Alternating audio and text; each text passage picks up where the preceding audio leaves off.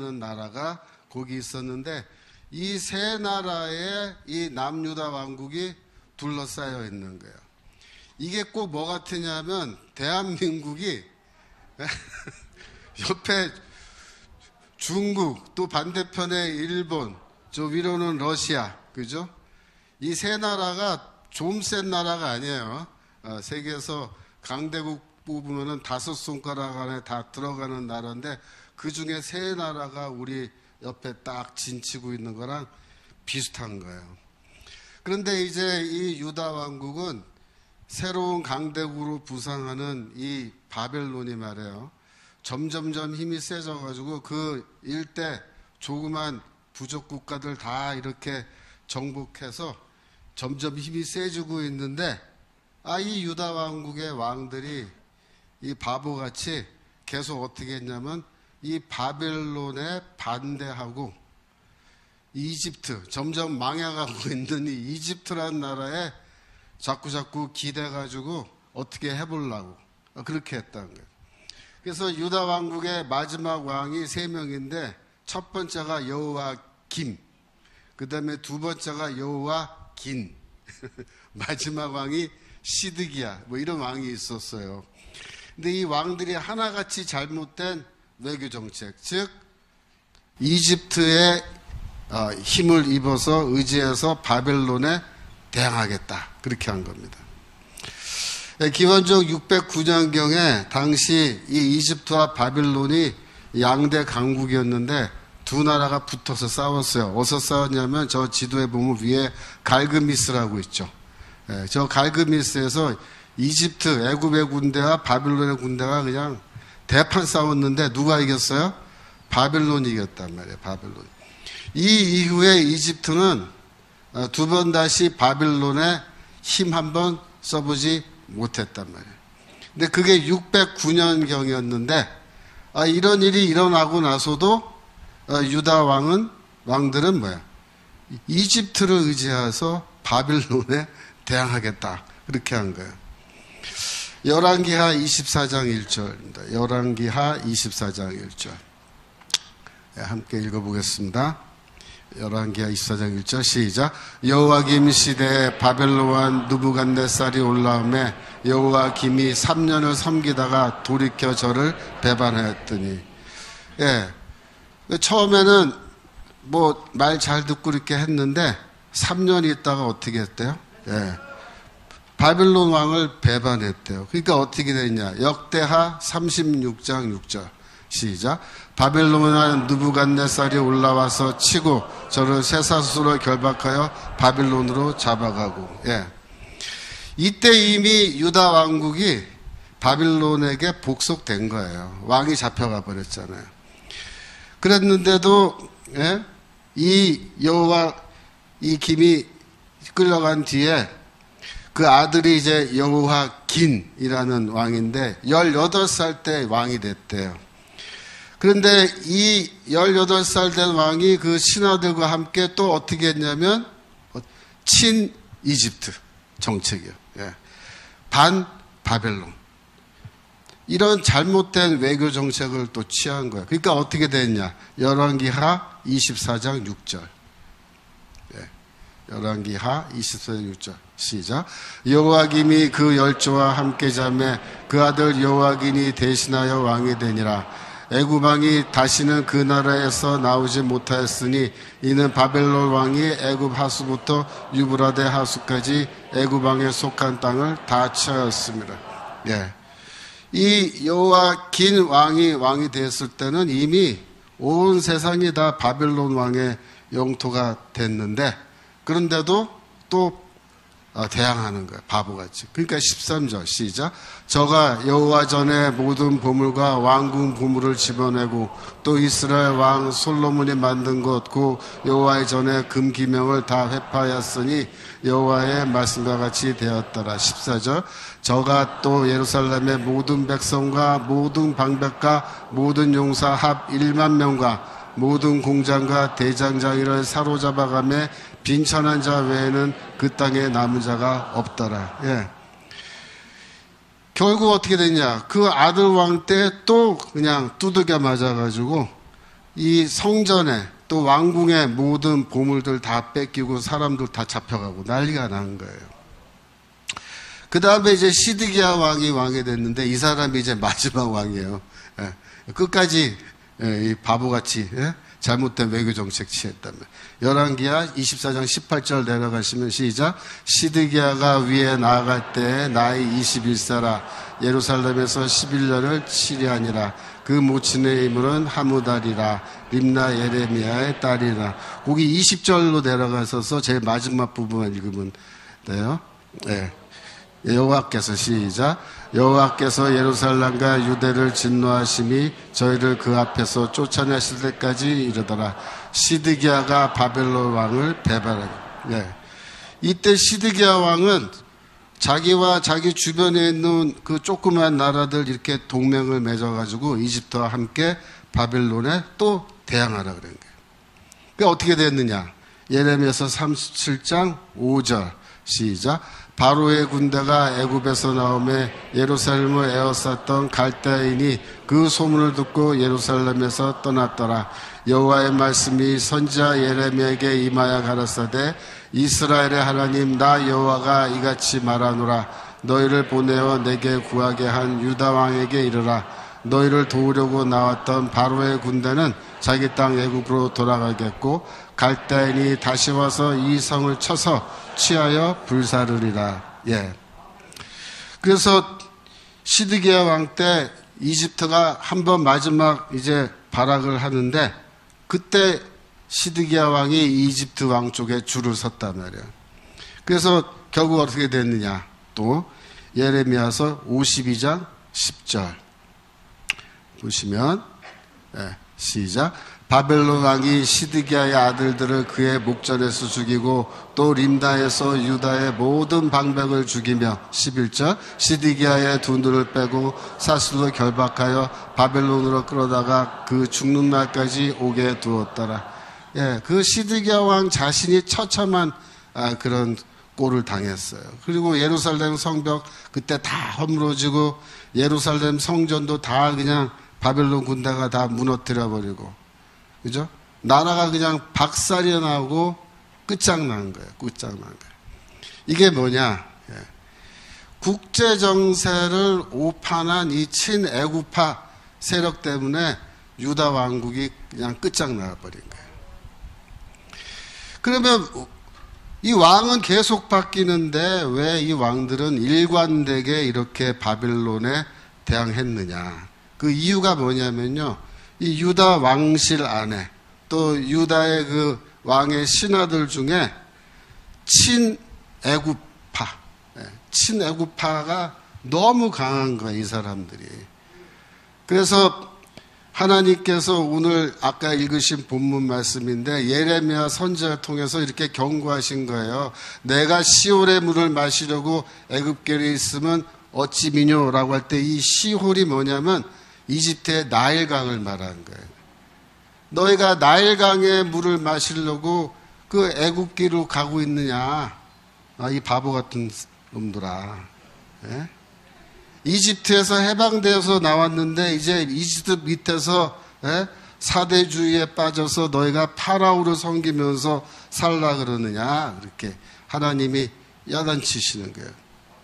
오늘날 우리나라로 치면 이게 뭔지 아세요? 예. 너희가 양쯔강의 물을 마시려고 중국으로 가는 길에 서 있냐 말이야. 그 얘기 하는 거예요.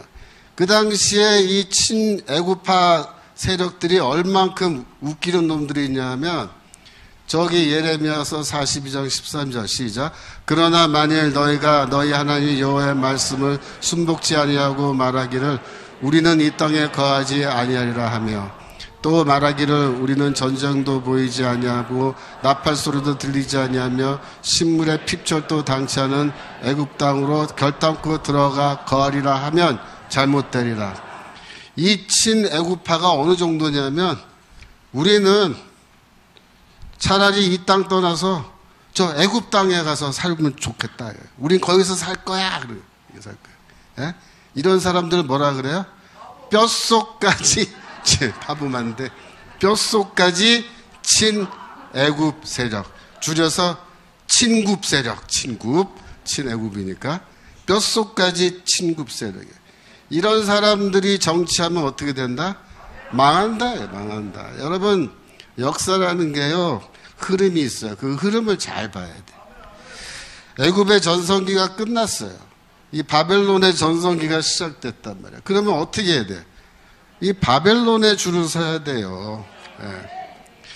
하나님께서 예레미야 선지자 보내서 야 너희들 애굽에 줄 서면 망해. 이제는 바빌론에 줄 서야 돼.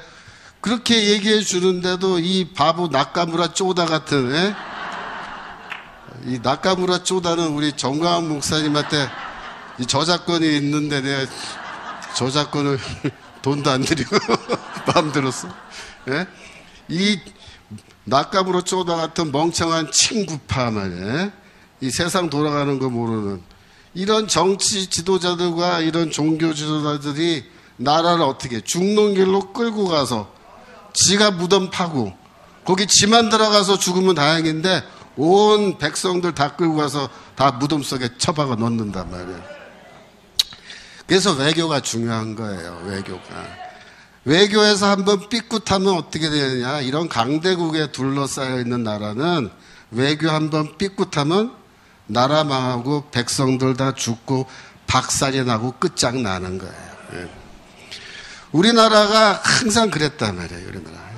우리나라 조선시대에 봐도 똑같은 일이 일어났어요. 언제입니까? 병자호란 때.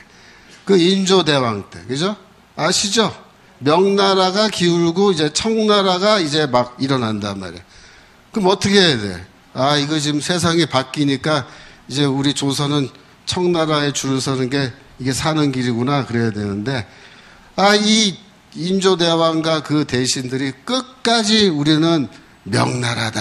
명나라. 예? 우리는 죽는 한이 있어도 명나라다. 이게.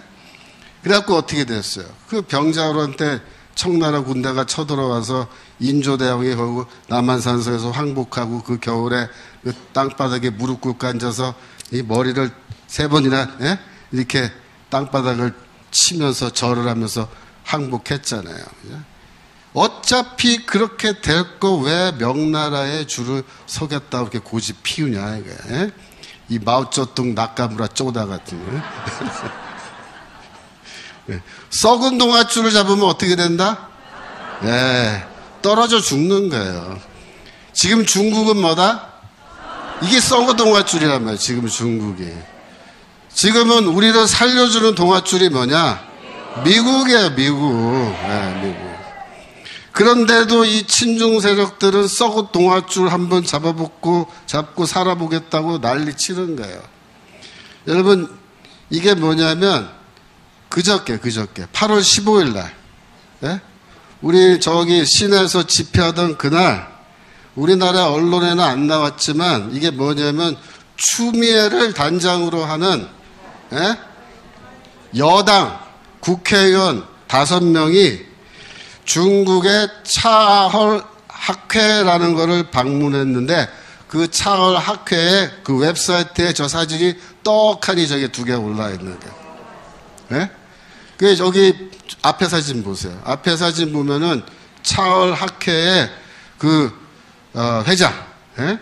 누구냐면 한팡밍이라는 한팡밍. 저 왼쪽에 까만 옷 입은 짧은 머리 있죠. 예? 그 다음 사진 봐봐요. 그 다음 사진. 예. 추미애 그 왼쪽에 서 있는 중국 옷 입고 서 있는 저 사람이 한팡밍이란 말이에요. 이 한팡밍이가 어떤 사람이냐면은 전국인민정치협상회의 외사위원회 부주임인데 이 사람의 그 랭킹이 뭐냐면 우리나라 차관급이에요. 절대로 낮은 급수가 아닙니다. 예. 근데 이 차헐 학회가 뭐냐면은 중국 공산당이 만든 이 관변단체인데 외국에서 통일전선 활동을 하기 위해서 만들었다. 그렇게 얘기해요. 근데 외국이 어느 나라겠어요? 특히 우리나라에서 중국 공산당이 통일전선을 만들기 위해서 만든 학회인데 공자학원 아시죠? 공자학원은 주로 학생들 친중으로 포섭하기 위해서 만든 거라면 이 차헐 학회는 뭐냐면 정치인, 언론인, 교수들 이런 사람들을 초청에다가 뭐 학회한다 그러면서 친중 인사로 쫙 만들었는데 벌써 여기에 포섭 많이 됐어요. 제가 차월 학회 그 중국 웹사이트 들어가서 보니까 우리나라 국회의원들 뭐 거기 가서 사진 찍고 뭐 한 놈들 수두룩해. 근데 이번에 8월 15일 날 갔다 온 거예요, 이놈들이. 근데 이 차월학회 회장이라는 이 한팡미가 어떤 사람이냐면은 지난번에 모스탄이 우리나라 와서 뭐라 했냐면 중국이 우리나라에 와서 이 선거 이 조작을 하는데 그 중국의 선거 공작 전문가가 누구냐? 총책임이 한팡미이라 이거야. 이 사람이 바로 조금 전에 이 차월학회 회장이에요. 추미애 가서 만나고 응? 가서 무슨 얘기 했을까? 그건 제가 좀 이따 이제 말씀을 드릴 텐데 지금 이 민주당이 굉장히 불안하게 생각한 게 뭐냐면 그동안 중국 믿고 이렇게 다 이렇게 했는데 막상 대한민국이라는 비행기를 납치를 해가지고 중국 쪽으로 몰고 갈라 그랬는데 지금 중국에서 난리가 난 거야. 시진핑이가 막 날아가 버리고 지금 누가 차기 지도자가 될지 오리무중인 거야 지금. 그래갖고 이 민주당 애들이 불안한 거예요. 이걸 대한민국이라는 비행기를 하이제킹 했는데 이거를 몰고 평양으로 가야 되나 북경으로 가야 되나 절대로 동경이나 워싱턴으로 안 가요 이 사람들이. 이걸 어떻게 해야 되나 그러는데 중국이 저 난리가 나니까 지금 궁금해 미치는 거야. 그래서 지금 갔다 온 겁니다. 그래서 아까 사진 다시 앞에 사진 보여주세요. 이분들이 누구냐면은 이분들이 바로 시홀의 물을 마시려고 양쯔강으로 달려간 분들입니다. 예? 시홀의 물. 예? 이 마오쩌둥 나카무라 쪼다들이라는 분들이 국제정사가 어떻게 돌아가는 줄을 모르고 지금 어디에 줄을 서야 사는지를 모르고 저렇게 헤매고 돌아다니고 있는 거예요. 그래서 우리가 국제정세를 잘 알아야 돼요. 우리 기독교인들은 세상 돌아가는 것, 우리나라 돌아가는 것뿐 아니라 전 세계가 어떻게 돌아가는지 우리가 항상 눈을 크게 뜨고 귀를 크게 열고 잘 봐야 되는 거예요. 지금 최근에 있었던 큰 변화는 미국 러시아 회담이에요. 그저께 푸틴 대통령과 트럼프 대통령이 알래스카에서 만나서 회담을 했어요. 국내 언론에 지금 이 미국 러시아 회담 결과에 대해서 미국의 그 CNN 같은 좌파 언론 하는 말을 막 앵무새 같이 그대로 뺏겨다가 떠드니까 우리나라 언론에는 뭐 이 회담이 실패했느니 뭐 망했느니 뭐 별소리 다 나오는데 실패한 게 아니에요.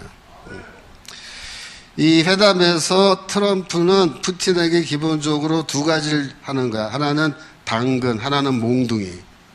그래서 당근도 보여주고 몽둥이도 보여줘서 이제 하는데 몽둥이가 뭐냐면은 강력한 경제 제재입니다. 러시아는 어떤 나라냐면 이 자원 국가라 그래. 자원을 팔아서 먹고 사는 국가. 그거밖에는 세상에 팔 게 없어요. 자원이 주로 뭐냐? 석유, 천연가스, 광물 세 가지예요.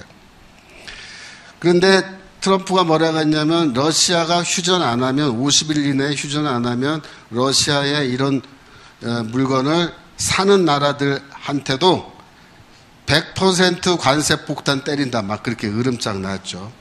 누가 러시아 걸 제일 많이 사가느냐? 첫 번째 중국, 두 번째 인도예요. 그래서 이 나라 사가는 나라들까지도 경제 제재한다 그랬어요. 그게 몽둥이에요.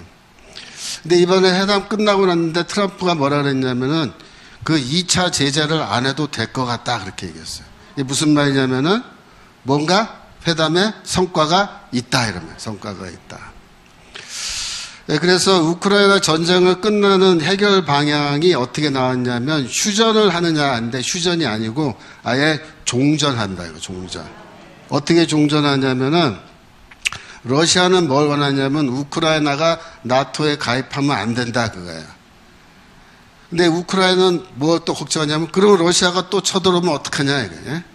그래서 해법이 뭐냐면 우크라이나는 나토에 가입하지 않는 대신 러시아가 다시 한 번만 더 쳐들어오면 그때는 나토에 있는 모든 나라가 다 전쟁에 함께해서 러시아랑 전쟁한다. 그렇게 된 거예요.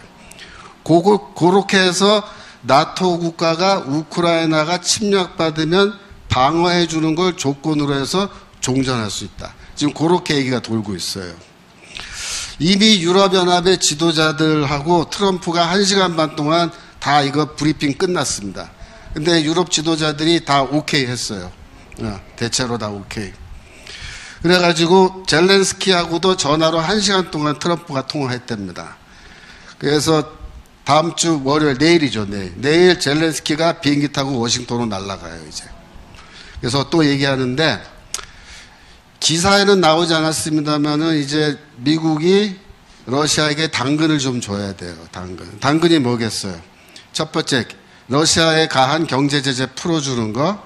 두 번째, 러시아가 자원 개발하는 거 미국이 도와주고 그 개발되면 우리가 사줄게. 그러겠어, 우리 사줄게. 그러면 러시아는 좋아요. 왜? 그동안 전쟁하느라고 나라가 작살이 났어요, 지금. 돈도 없고. 근데 이제 자원 개발해서 미국이 뭐 수출도 할 수 있게 해주고 사준다 그러면 좋잖아요. 근데 미국이 거는 조건이 있어요. 그게 뭐냐면은 앞으로 러시아 너는 중국에 줄 서지 말고 미국에 줄 서야 된다. 그게 조건. 이게 쉽게 말하면 시진핑 뒤통수 쳐야 된다. 그 얘기. 응? 중국을 배신해라 이거. 지금까지 너희가 중국이랑 같이 뭐 다 했지만 이제 같이 놀면 안 돼. 이렇게 한 거예요. 근데 지금이 러시아로서는 중국 배신 때리기 딱 좋은 시점이에요. 왜 그래? 시진핑이 날아가고 새로운 지도부가 구성되는 그런 시점이기 때문에 푸틴으로서는 이것보다 더 좋은 찬스가 없어요. 그래서 보세요. 푸틴은 이제 결국 중국 뒤에 줄 서는 거 포기하고 미국 쪽에 줄 섭니다. 그래서 이렇게 이제 우크라이나 전쟁이 마무리되면 이거는 미국의 승리인 거예요, 사실상. 미국은 이미 유럽을 설득해서 매년 유럽 국가의 GDP의 5%를 국방비로 지출하게 만들어 놨어요. 그래서 이제 유럽연합은 32개 국가들이 2025년부터 앞으로 10년 동안은 무조건 GDP의 5%를 국방비로 지출해야 됩니다. 그게 얼마냐? 매년 1조 달러예요. 1조 달러. 우리나라 돈으로 보면은 뭐 어마어마합니다. 1000조가 넘어요. 1361조 5천억 원이에요. 그래서 이 미국만큼 국방비를 지출하는 또 다른 하나의 나라가 생겼는데 이 나라가 누구랑 대항하냐면 이제 러시아를 견제하는 거예요. 그래서 오늘날의 국제 정세는 뭐냐? 한마디로 뭐예요? 미국이 주도하는 국제 질서입니다. 미국이 주도하는. 중국이 주도하는 게 아닙니다. 러시아가 주도하는 게 아니에요. 미국이 주도하는 국제 질서예요. 심지어 지난번에 태국이랑 캄보디아가 갑자기 막 전쟁을 했잖아요. 그러니까 미국이 뭐라 그래, 트럼프가. 당장 휴전해. 휴전 안 하면 둘 다 관세 때릴 거야. 그러니까 어떻게 했어요? 바로 휴전했어요. 바로 휴전. 세상에 이런 법이 어디 있어요? 예? 미국이 휴전해 하면 그냥 하는 거예요, 지금은. 예? 그러니까 온 세계를 지금 미국이 주도하는데 이런 국가는 슈퍼파워예요, 슈퍼파워. 보통 강대국이 아니야, 이거 슈퍼파워. 전 세계적으로 이런 변화가, 그것도 트럼프 대통령이 취임하고 나서부터 이런 변화가 시작되고 있는 겁니다.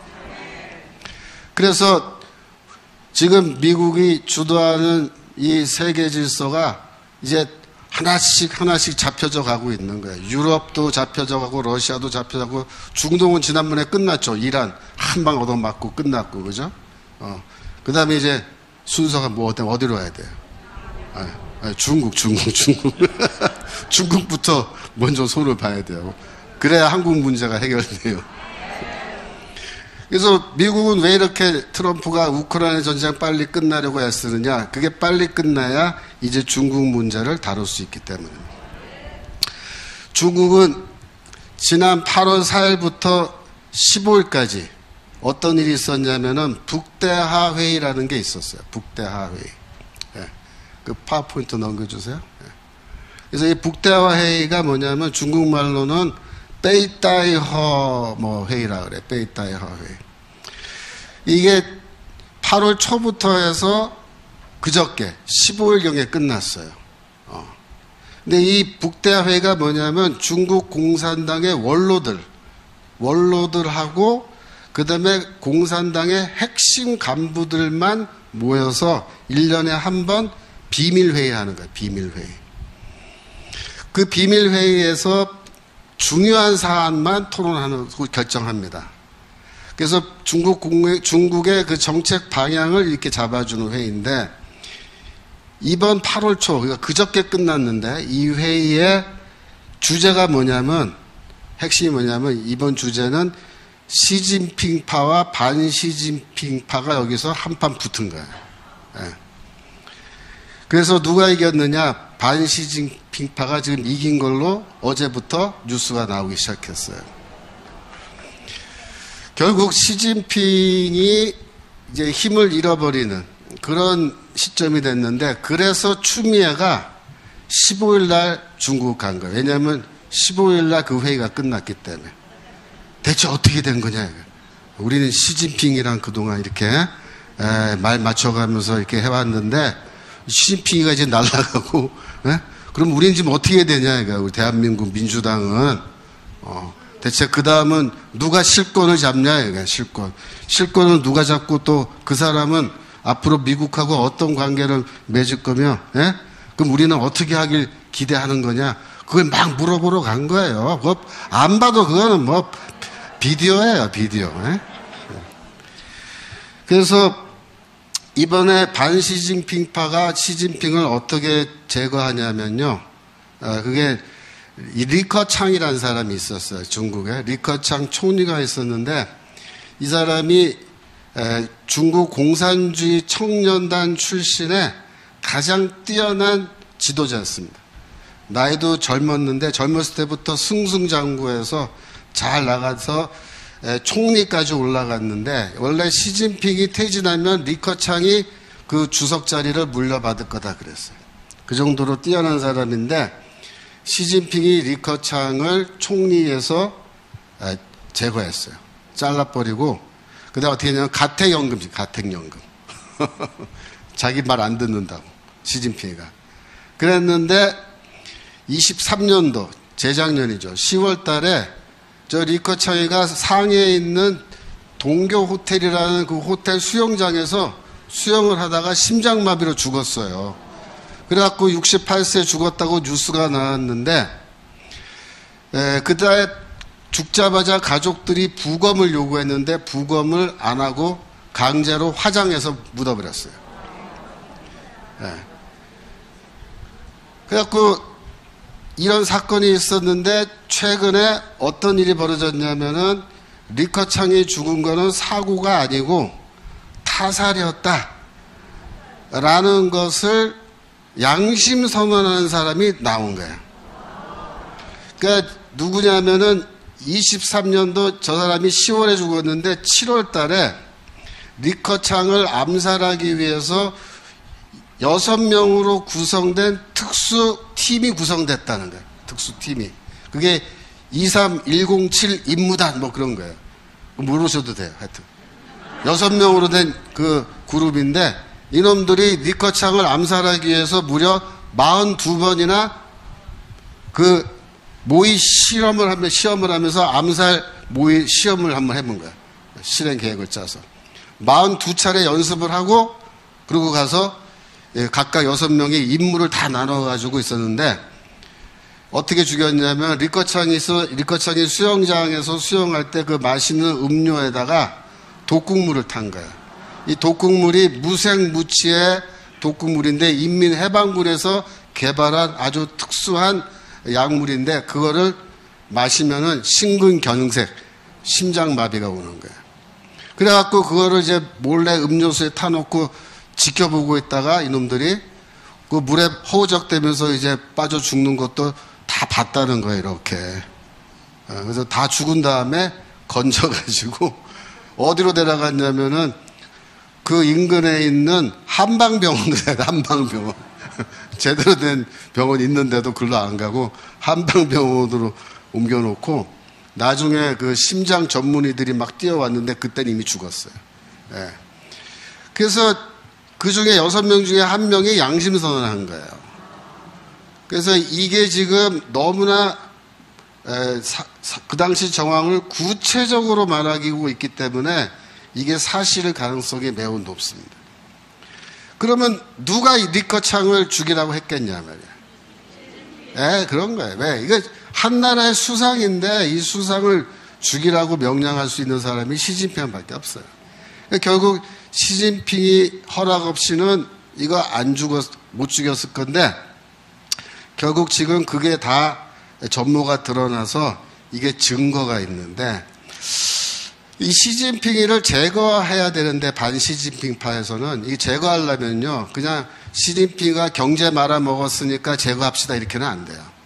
더 확실한 사안이 있어야 되는데 지금 반시진핑파에서는 이 리커창을 암살한 거를 지금 건수로 딱 잡고 이제 너 물러나라. 안 물러나면 이거 다 공개한다. 그래서 결국 시진핑이 물러나게 돼 있어요. 근데 이런 거는 절대로 자세한 정황을 다 밝히고 그렇게 안 해요. 공산당은 아주 모양새 좋게 시진핑이 물러나게 하고 권력 그 승계를 딱 한단 말이에요. 우리나라처럼 막 전자발찌 채우고 막 수갑 채워서 막 의자에 묶어서 끌고 나오다가 막 떨어뜨려가지고 막 다치게 하고 그런 식으로 안 한다고. 공산당이 민주당보다 훨씬 더 품격이 있어. 품격. 정치 지도자들을 대할 때. 여하튼 그래서 지금 무슨 말이 있냐면은 그 다음 보세요. 죽은 리커창이 살아있는 시진핑을 잡는다. 이런 소문이 막 돌고 있는 거예요. 그래갖고 어제부터 이제 북다회의 결과가 막 나오고 있는데 한마디로 시진핑파의 패배고 거기서 왕량이라는 사람이 중국 인민정치협상회의 주석인데 연설을 했는데 그 연설 내용이 나왔어요. 뭐라고 그랬냐면은 왕량이 시진핑을 향해서 그 다음 거 말한 것 중에 이런 말 했어요. 10월에 중앙위원회 제4차 전원회의 이거를 줄여서 사중전회라 그래요. 이게 원래 8월 달에 했어야 되는데 10월로 연기된 거예요. 왜 연기됐냐면 지금 그러니까 중앙감찰단이라는 게 지금 발동에 걸려가지고 10월까지 간부들 감찰하게 돼 있어요. 그래서 10월 달에 사중전회를 연기해서 여는데 그때 그 결과를 공개하고 감찰단들이 이제 주로 시진핑파 핵심 간부들을 이제 때려잡는 증거들을 확보해서 공개해갖고 이제 다 숙청해버리는 그런 순서로 가는데 10월에 있을 사중전회에서 정치국가 상무위원회 구성원 전체를 재선출해야 된다. 이 정치국가 상무위원회 구성원 전체가 지금은 시진핑 말 잘 듣는 사람들만 구성되어 있어요. 근데 이걸 싹 바꾸겠다. 그 다음에 당과 국가의 최고 지도부의 임기는 총 10년으로 제한한다. 그러니까 시진핑이가 원래 종신으로 자기가 독재 해먹으려고 그랬는데 그거 못하게 한 거예요. 10년으로 딱 제한했어요. 지금 현재 시진핑 임기가 27년까지예요. 그래서 아마도 사중전회 때 예상은 27년까지 그냥 허수아비로 국가 주석 자리는 지킬 수 있게 내버려 두고 그 다음에 실권은 누가 갖는다? 총리. 새로 임명되는 총리와 상무위원과 정치국 간부들이 실권을 갖고 이제 정책을 세워나간다. 그렇게 될 거예요. 그렇다면 이제 우리 질문은 뭐냐면은 반시진핑파가 승리해서 이 권력을 잡게 되면은 그 사람들은 대체 어떤 정책을 펼 것인가? 과연 그들은 중국 경제 다 망했는데 이거 다시 살려낼 수 있을 것인가? 살려낼 수 있을까요? 지금은 백약이 무효해요. 백약이. 왜냐하면 이 사회주의 시장 경제 체제라는 건데 이 현재의 이 공산당이 은행과 기업을 지들 마음대로 다 주무르는 이런 상황 속에서는 시장 경제 제도라는 게 작동할 수가 없게 돼 있어요. 그래서 안 되는 거예요, 중국은. 그래서 중국은 저거 계속해서 경제적으로 어렵고, 그 다음에 미국은 어떻게 할까요? 미국은 간단해요. 시진핑이 하든지 반 시진핑파가 하든지 미국의 입장은 똑같아요. 중국 두들겨 패는데 언제까지 두들겨 팬다? 네. 두 발로 일어설 수 없을 때까지 계속 두들겨 팬다. 그래서 더 이상 미국에 위협이 되지 못할 때까지, 그때까지는 계속해서 손을 본다. 근데 이제 우리가 중국이 이제 저게 이제 망하게 됐으니까 좋다고 박수 쳤는데 중국보다 더 빨리 망할 나라가 하나 있어요.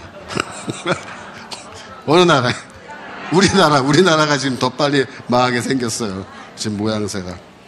왜 그러냐면은 자동차 관세가 원래 25%였는데 지난번 협상팀이 가서 15%로 낮춰놨다 그렇게 됐는데, 문제는 뭐냐면은 언제부터 15%가 되는지를 협상에서 얘기를 안 한 거예요.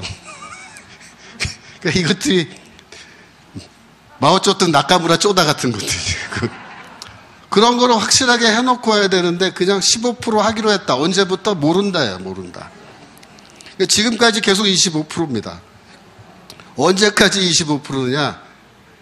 이제 8월 25일 날 이재명이가 미국 가서 트럼프랑 만나죠.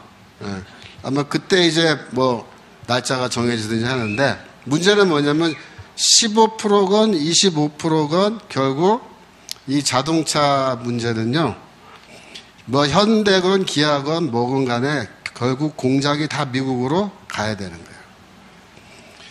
이게 간단한 문제가 아닌 게, 여러분 자동차라는 건요, 부품이 몇 개 정도 들어갈 것 같아요. 네, 수만 개요.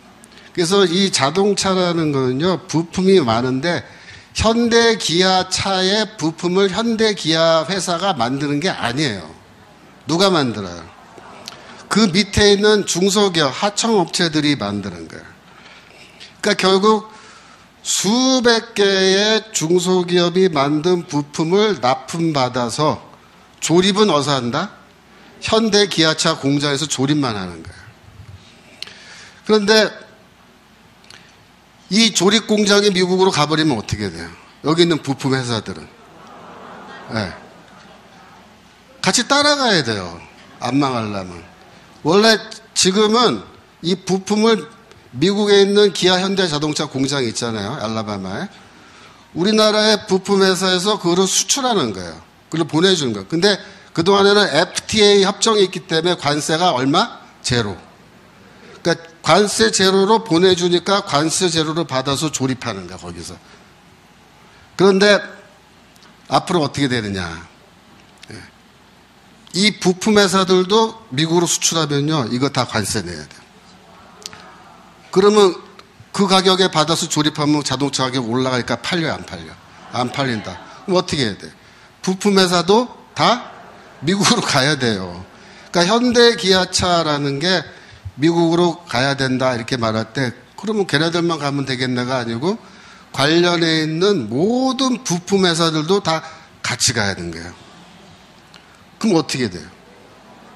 여기 있는 공장들 다 미국으로 가면 여기 일하시는 분들 어떻게 돼요?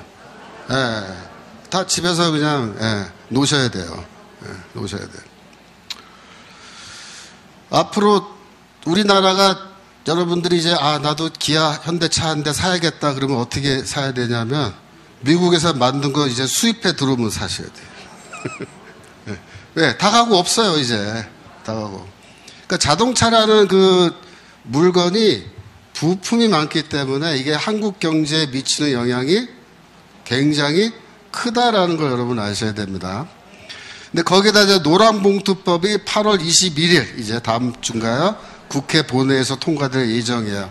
그러니까 노란 봉투 그러니까 이게 뭐야? 봉투로 왜 또 노란색이야? 이게 법안이 대체 뭐냐? 이거 어렵지 않아요. 노란 봉투법 제가 간단하게 요약해서 알려드릴게요. 이게 어떤 법이냐면, 야 노조 너 하고 싶은 거 다 해. 그런 법이에요. 그러니까 노란 봉투는 뭐라? 노조 너 하고 싶은 거 다 해법 그러면 되는 거예요. 근데 더 웃긴 게 뭐냐면 이 자동차로 말하자면 부품업체 있죠. 부품업체, 하청업체. 부품업체에서 일하는 노동자가 현대기아 상대로 해서 이 파업할 수 있어요. 기가 막힌 법이에요. 예. 그러니까 이거 뭐냐 하면은 결국 한국에서는 자동차 회사 이런 거 하지 말라는 법이에요. 그냥 다 미국 가라는 법이야, 이건. 근데 참 묘하죠. 이런 법을 왜 만드는지. 안 그래도 지금 뭐 회사가 다 떠나게 생겼는데 아예 그냥 등을 확 떠밀어서 여기는 발도 못 붙이게 하는 그런 이상한 법을 만든 거예요. 자, 이제 내일부터 한국산 철강 관세 50% 부과됩니다. 근데 철광에만 붙는 게 아니라 알루미늄도 붙어요. 그래갖고 그저께 이제 철강 알루미늄이 들어간 그 407개 품목이 발표됐어요. 이 407개는 몽땅 다 관세 50% 붙는 거예요. 그래서 그 중에 뭐가 있냐면요. 냉장고, 세탁기, 건조기, 식기, 세척기, 이게 다 50% 관세입니다. 제가 이제 미국에 자주 갔었는데, 미국의 그 가전제품 가게 가면요. 그 냉장고 쫙 있고, 세탁기 있고, 건조기 있고, 뭐 이런 것 있는데, 제일 좋은 물건이 뭔지 알아요? 인기 좋은 게? 네. 삼성, LG예요. 삼성하고 LG 냉장고 진짜 좋다고요. 미국 사람들이 전부 다 삼성, LG만 미국 거 별로 안 좋다고 더 비싸요. 그래서 삼성, LG가 그래도 그걸 산단 말이에요. 그리고서 자기 집에 그거 탁 갖다 놓고 자랑해요. 야, 이번에 세탁기 바꿨는데 삼성 거 바꿨다. 이쪽 난 LG 거 샀는데 그래서 성능이 어느 게 더 좋냐고 막 이렇게 토론하고 그랬다네요. 여러분 모르셔서 그렇지 우리나라 이 가전제품이 미국에서 얼마나 인기 좋은지 여러분 모르세요. 뭐 에어컨 이런 거 말할 것도 없어요. 근데 이거 몽땅 다 뭐 들어간다? 철, 알루미늄. 그럼 뭐다? 50%. 팔리겠어요? 안 팔립니다 이제. 그럼 어떻게 돼요? 다 가야 돼요. 가야 돼요. 그러니까 민주노총은요. 그냥 앞으로 그냥 내버려 두면요. 그냥 없어져요 이제. 예. 회사가 다 이제 망하고 이제 다 실직자들 되니까 민주 실직자 뭐 그런 거 하든지 이제 그런. 지금 우리나라의 청년 백수가 몇 명이라 그래요? 120만 명이라 그래요. 청년 백수. 근데 이제 중장년 백수들이 나타날 거예요. 얼마나 나타날까요? 120만 명 곱하기 2 혹은 3이에요 이제. 네? 이제 이재명이 8월 25일에 미국 가서 또 소고기하고 쌀까지 무관세로 이제 수입하게 되고 그러면요. 이제 난리 날 겁니다, 이제. 아주. 근데 지금 잘 생각해 보면요. 너무나 안타까운 게 뭐냐면 윤석열 대통령이 지금 대통령 자리에 있기만 하면 여러분 이런 문제 한 방에 그냥 다 해결되는 거예요. 네. 한 방에. 네? 왜 하필이면 지금같이 미국이 전 세계를 주도하고 있는 이런 상황에 하필이면 이럴 때 이재명같이 반미 친중 대통령을 뽑아놓은 거예요. 예? 미치겠다고요 이게 지금. 타이밍이 나라 거덜나는 거예요. 지금 미국의 관세 정책이 궁극적으로 겨냥하는 건 두 가지란 말이에요. 첫 번째 미국의 무역 적자를 줄이고 둘째는 전 세계가 중국과 교역하지 못하게 하는 거예요. 그러니까 윤석열 대통령이 지금 대통령이면은 트럼프 딱 만나서 몇 마디만 하면 돼요. 미국 적자 좀 났는데 우리가 미국 물건 뭐 에너지고 뭐 천연가스고 이런 거 우리가 좀 많이 수입해서 적자 폭을 좀 줄여드리겠습니다. 예? 우리는 앞으로 중국하고 교역 안 하겠습니다. 뭐 믿으시죠? 그러면 어떻게 돼요? 오케이. 한국은 뭐야? 관세 제로. 그렇게 돼요. 무관세 한국은. 예? 근데 하필이면 이때 이재명이가 대통령 돼가지고 그러니까 관세 이제 이렇게 두들겨 맞으면 어떻게 되느냐? 우리나라가 국민 총생산에서 수출이 차지하는 비중이요, 커요. 38%, 35% 이래요. 근데 이제 이렇게 되면은 어떻게 되냐. 수출이 안 되고, 기업은 다 미국으로 건너가 버리고, 그죠? 그러면은 앞으로 미래가 어떻게 되느냐. GDP 내려가는 건 당연하고요. 환율을 올라가는 거예요, 환율. 그 다음에 이 달러가 한국으로 안 들어오잖아요. 들어와야 되는 달러들이 못 들어온다. 요즘 기업들이 달러를 벌어도 한국으로 안 가져온단 말이에요. 왜?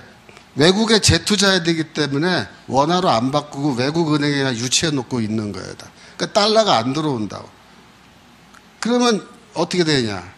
환율이 계속 올라가고 나중에 그러면 또 IMF 같은 사태가 발생할 수 있다. 그 다음에 북한에, 요즘에 북한의 김여정이가 7월 28일에 담화문을 발표했어요. 담화문. 뭐라 그랬냐면은, 보세요. 조선반도의 국가 대 국가 간 관계가 영구 고착된 현실과 더불어. 그래서 국가 대 국가, 이 말이 중요한 거예요, 여러분. 그 다음에, 확실히 흡수통일이라는 망령에 정신적으로 포로가 된 한국 정객들, 이래가지고 흡수통일은 절대 안 된다. 이게 거예요. 그래서 국가 대 국가란 말이 뭐냐면은 남한과 북한이 서로 국가 대 국가로 그렇게 인정하자. 즉, 북한을 국가로 인정해 달라. 그 얘기입니다. 북한을 정상국가로 인정해 달라. 흡수통일은 안 되고 우리가 너희 흡수해 줄게. 그 얘기야. 너희 흡수해 줄게. 그래서 이 북한이 요즘 계속해서 우리를 국가로 인정해 달라고 자꾸 이렇게 추팔 던지는 거예요. 그 다음 거. 또 이런 말 했어요. 그 다음 거. 한미동맹에 대한 맹신과, 그죠?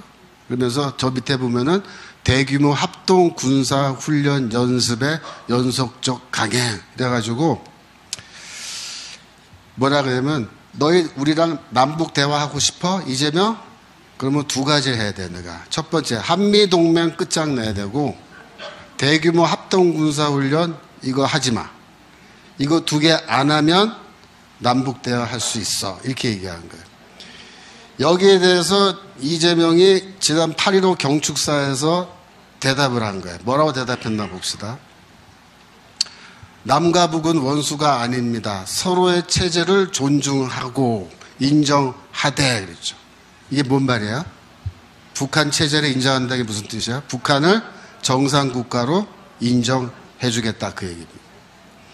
그 다음에 북측의 체제를 존중하고 어떠한 형태의 흡수통일도 추구하지 않을 것이며, 그죠? 우리가 흡수되는 거는 말 안 하면서 우리가 너희는 흡수 안 할 거다. 그죠? 그러면서 일체 적대행위를 할 뜻도 없다. 적대행위가 뭐겠어요? 대규모 군사훈련. 하지 말라 그러니까 뭐라는 거예요, 지금? 안 하겠다. 그러니까 요게 아주 굉장히 의미심장한 대목이야. 앞으로 이제 또 두고 봐야 됩니다만은 지금 저렇게 말하는 거 봐서는 북한을 정상국가로 인정하겠다라고 얘기한 거고, 그 다음에 합동군사훈련도 하지 않겠다. 그 말은 뭐예요? 한미동맹 파기하겠다라는 그런 뉘앙스가 여기 들어있는 거예요. 여러분, 요즘에 저도 텔레비 안 보고 여러분도 텔레비 안 보시죠? 그리고 제가 텔레비 하도 안 보다가 한번 잠깐 봤는데 텔레비에 뭐가 나오냐면 북한 드라마 얘기가 나오더라고요. 뉴스 시간에. 뭐라고 나오냐면 요즘에 북한에서 이 방송에 나오는 북한 드라마가 아주 재밌는 게 많대요. 왜 그러냐면은 남녀 간의 사랑, 알콩달콩한 사랑 얘기도 막 나오고 며느리와 시어머니 사이에 이렇게 밀고 땡기는 그런 스토리도 나오고 굉장히 재밌다고. 그게 뉴스 시간에 나오는 거예요. 뉴스 시간에. 그래서 가만히 들어보니까 뭔 얘기냐면 이런 얘기야. 야, 북한 이상한 나라 아니야. 북한도 우리나라처럼 젊은 애들 다 연애하고 시집 가면은 시어머니 며느리 사이에 이렇게 고부간의 갈등도 좀 있고 그런 우리랑 똑같은 그런 나라야. 그 얘기하는 거예요. 그 다음에 북한에서 만든 만화 영화가 있대. 만화 영화를 이렇게 막 보여주더라고, 텔레비에서. 근데 보니까 어때요? 우리나라 어린이들이 봐도 재밌게 보겠는걸? 그런 생각이 막 들게 설명을 하는 거야. 이게 다 뭔지 아세요? 이런 거 왜 텔레비에서, 보세요. 유튜브에 다 있어요, 지금. 그 TV에서 나온 거. 그냥 뭔 얘기냐면, 북한이 뭐 이렇게 뿔난 사람들이 있는 나라가 아니고, 북한도 우리랑 똑같은 사람들이고, 사랑도 하고, 그죠? 뭐 시집도 가고, 애도 낳고, 시어머니, 며느리, 또 만화 영화도 보는 나라야, 애들. 그래서 그런 거 앞으로 우리도 좀, 남한 사람들이 보면 얼마나 좋을까, 뭐 이런, 북한을 이해하는데.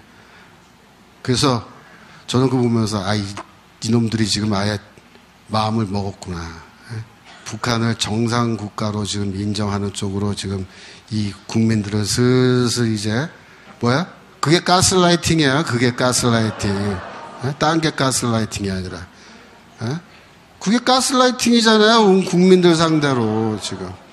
가스라이팅에서 지금 그러고 가는 거예요. 그래서 7월 18일에 이재명이 뭐라 그랬어요? 국민 눈높이에 맞게 헌법 개정할 필요가 있다 그랬어요. 내년 6월 지방선거나 2028년 총선 때 개헌 국민투표를 할 수 있다. 근데 이 얘기를 할 때 그 맥락이 있어요. 그 맥락이 뭐냐면 제가 짧게 설명하면 미국과 관세 협상할 때 전시 작전권 회수하겠다고 막 큰 소리 뻥뻥 쳤거든요. 그때 미국에서 의회에서 상원 군사위원회에서 국방수권법이라는 게 통과되면서 뭐라 했냐면은 여하튼 그 전시작전권 넘겨주는 거는 미국 국방부 장관의 보증이 없으면 못 넘겨준다 그랬어요. 그러니까 이제 곧바로 입을 싹 씻고, 전시작전권 이거는 협상의 카드가 아니다. 그러면서 그 다음에 한 말이 뭐냐면은, 그럼 우리 헌법 개정할게. 그런 거예요. 이재명이가. 그래서 헌법 개정이라는 말이 왜 나왔냐면요. 이 미국이랑 줄다리기 할 때 이 카드를 쓰겠다고 지금 나온 거예요. 그러면 이게 누굴 향해서 한 말이냐? 미국 향해서 한 거예요. 너희들 지금 우리 막 괴롭히고 뭐 관세 때리고 막 이럴 거야. 그럼 우리 헌법 개정할 건데? 이런 거예요. 헌법 개정 어떻게 할 것 같아요? 오늘 오전에도 예배 시간에 잠깐 말씀 나왔지만 대한민국 헌법 3조네, 3조. 뭐예요? 대한민국의 영토는 한반도와 그 부속 도서로 한다. 넘겨주세요. 그 다음 거요? 그 다음 거요? 이거 바꾸. 만약에 이제 3조를 바꾸고 우리 영토를 휴전선 이남으로 한다 그러면서 북한을 정상국가로 인정해 준다. 그러면 그게 뭐예요? 그게 이제 연방제 통일로 가는 길을 활짝 여는 거예요. 지금 이 헌법 요 조항 때문에 연방제로 못 가요. 그래서 연방제로 가려면 반드시 헌법 개정을 이놈들이 해야 되는 거예요. 얼마 전에 북한 김정은이가 투 코리아 얘기한 거 기억하세요? 투 코리아? 그 다음 거 넘겨주세요. 23년도 10월에 얘기했는데 대한민국은 화해와 통일의 상대이며 동족으로 보지 말고 철저한 타국으로 가장 적대적인 국가로 보아야 한다. 그러면서 대한민국 것들과는 이런 말을 했어요. 북한이 대한민국이란 말을 안 썼단 말이에요. 근데 23년도 12월 달에 처음으로 대한민국이란 말을 썼어요. 무슨 뜻이에요? 우리는 너희를 정상국가로 인정했어. 어떻게 하라는 거야? 너희도 우리를 정상국가로 인정하고 헌법 3조 받고 그 얘기입니다. 여러분 이 얘기가 나왔을 때 언론에서 뭐 유튜브에서 뭐라 그랬어요? 다들 김정은이가 통일을 포기하고 이제 평화의 길이 열렸다 뭐 이러면서 별 얘기 다 나왔는데요. 그때 저 9차 전원회의에서 김정은이 한 말을 다 읽어보지 않아서 그래요. 제가 다 읽어봤어요. 뭐라 그랬냐? 그 다음 거 보세요. 뭐라 했냐면 조선반도에서 전쟁이 일어나는 경우에 대한민국을 완전히 점령, 평정, 수복하고 공화국 영역에 편입시키기 위해 전쟁 준비 완성에 박차를 가야 된다. 유사시 핵무력을 포함한 모든 물리적 수단과 역량을 동원해 남조선 전 영토를 평정하기 위한 대사변 준비에 계속 박차를 가해 나가야 한다. 이게 평화의 길입니까? 전쟁 포기한 거야? 김정은이가? 투코리아가? 아니에요. 그러니까 김정은이는 두 개의 카드를 여전히 쥐고 있는 거야. 하나는 뭐야? 연방제, 통일로 가는 거야. 전쟁 안 하고 나만 먹는 길. 두 번째는 전쟁하고 먹는 길. 두 개를 딱 카드 쥐고 어느 쪽으로 갈까 지금 계속 가늠질하고 있는 거예요. 지금 국제 정세가 어떻게 돌아가느냐에 따라서 김정은이가 이 카드를 뽑을까 저 카드를 뽑을까 고민하는 겁니다. 우리로서는 최악의 시나리오가 뭐예요? 이재명 정부가 완전히 반미, 노골적으로 반미를 표방하고 완전히 북한으로 달려가는 거예요. 북한. 그래서 전시작전권 돌려달라고 막 고집대 부리다가 안 주고 또 그 주둔 비용, 주한미군 주둔 비용 100억 달러 내라고 하면은 우리 못 준다 그러고서는 차라리 미군 나가라. 정부가. 미군 철수하라고 막 그런 식으로 완전히 그냥 막가파식으로 나가는 거죠. 한미동맹 깨고 한중 군사동맹 맺고 그죠? 그러니까 주사파들이 이제 본색 드러내고 막가파로 막 달려나가면요 그게 제일 위험한 거예요. 그래가지고 헌법 개정에서 연방제 통일로 나갈 수 있는 문을 길을 활짝 열어놓고 평양으로 비행기 타고 날아가서 김정은이랑 만나서 둘이서 손잡고 사진 찍으면서 연방제 통일에 우리가 합의한다. 네? 연방국가 선언하고 연방헌법 발표하고 그러면요 어떻게 되는지 알아요? 남한의 군대와 북한의 군대가 같은 나라 군대가 돼요. 어이가 없죠. 어이가 없죠. 그래서 이번에 국회에서 그 장관들 청문회 할 때 북한이 주적이냐니까 아니라 다르잖아요. 예? 왜 그래? 같은 나라 군대가 돼야 된다 이거예요 지금. 얘네들은 남한 군대와 북한 군대가. 그래서 한미 동맹 깨지고 한중 동맹 해가지고 남북한이 같은 팀이 되고 중국이랑 이제 한 팀이 되는 거예요. 그럼 이집트랑 한 팀 먹는 것처럼. 예? 그렇게 되면 어떻게 될 것 같아요? 예?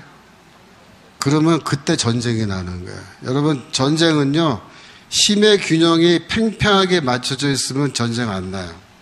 동북아시아가 왜 전쟁이 안 나냐면 힘의 균형이 딱 맞춰져 있기 때문에 못 나요. 근데 이게 힘의 균형이 무너지면 이쪽에서 시작한다. 근데 우리나라가 지금 미국 쪽에 붙어 있으니까 이게 안 난 거야. 근데 이제 남북한이 한 팀 돼서 중국까지 한 팀 돼가지고 이렇게 붙으면 어떻게 돼? 그 힘의 균형이 무너지는 거예요. 그래서 이게 최악의 시나리오인 거예요. 그런 일이 일어나면 안 되겠죠? 안 됩니다. 그런데 좋은 소식은 뭐냐면 이제 이재명 정부가 경제적으로 이거 너무 힘든 상황이 이제 앞으로 올 거기 때문에 이제 경제적 위기 때문에 이재명 정부가 스스로 스물스물 이제 약해지게 될 거예요. 그러니까 결국 지금 뭐 지지율이 뭐 50%네 몇 프로네 하지만 다 소용없어요. 이제 공장들 다 미국 가버리고 여기다 실업자 되고 나면요 지지율이 막 20, 10, 막 떨어진다고. 경제적으로 어려지고. 그러면은 어떻게 된다? 그때는요 전 그렇게 봐요.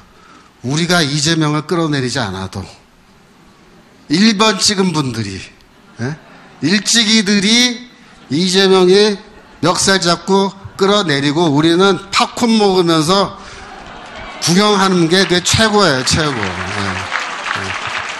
그래서 우리 기도는 뭐냐? 하나님께서 이 대한민국을 지켜주시는데